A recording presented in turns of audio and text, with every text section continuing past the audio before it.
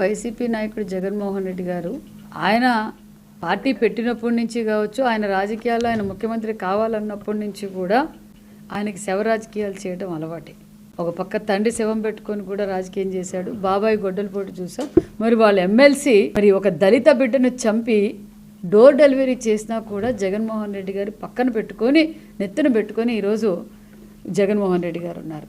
మరి జగన్మోహన్ రెడ్డి గారికి అలవాటు ఇలా హత్యలు చేయటం, హత్య చేసిన తర్వాత అది సాక్షుల్ని బెదిరించటం. ఫస్ట్ రేటు మాట్లాడతాడు, రేటు కుదరకపోతే వాళ్ళ కుటుంబ సభ్యులను బెదిరించాలని చూస్తాడు, జడ్జిలను బెదిరించాలని చూస్తాడు, పోలీస్ డిపార్ట్మెంట్ బెదిరించాలని చూస్తాడు. ఈరోజు అనంతబాబు గారు కూడా అదే విధంగా చేశాడు.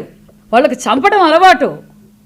ఆ పార్టీకే చంపడము, రౌడీల్ని మరి గూండాల్ని తయారు చేసే ఫ్యాక్టరీలా తయారైంది వైసీపీ పార్టీ. ఈరోజు అనంతబాబు గారు సాక్షుల్ని ఏ విధంగా బెదిరించాడో, ఏ విధంగా బేరానికి వచ్చాడో మనం అందరం చూసాం. ఎట్టి పరిస్థితులను వదిలే ప్రసక్తే లేదు. మీరు ఈ గతంలో ఏదైనా జరిగిండొచ్చు. ఈరోజు పోలీస్ డిపార్ట్మెంట్ అలర్ట్గా ఉంది. ఏ మాత్రము వదిలే ప్రసక్తే లేదు. వైసీపీ పార్టీ గూండాలను, రౌడీలను తయారు చేసి ఇలా రోజుకొకరిని రపర్రపర నరుక్కుంటూ పోయే విధంగా ఈరోజు తయారు చేస్తూ ఉంది. వైసీపీ కార్యకర్తలు కూడా ఆలోచించండి. తెలుగుదేశం కార్యకర్తలు, తెలుగుదేశం లీడర్లు ఎలా ఉన్నారు, వైసీపీ పార్టీలో నాయకుడు ఏ విధంగా మరి కార్యకర్తలను రెచ్చగొడుతూ ఈరోజు దస్తగిరి కావచ్చు, మరి డ్రైవర్ సుబ్రహ్మణ్యం కావచ్చు, అమర్నాథ్ గౌడ్ కావచ్చు, మరి సింగయ్య కావచ్చు, ఇలా ఎవరు బలైపోతున్నారో ఒక్కసారి ఆలోచించండి.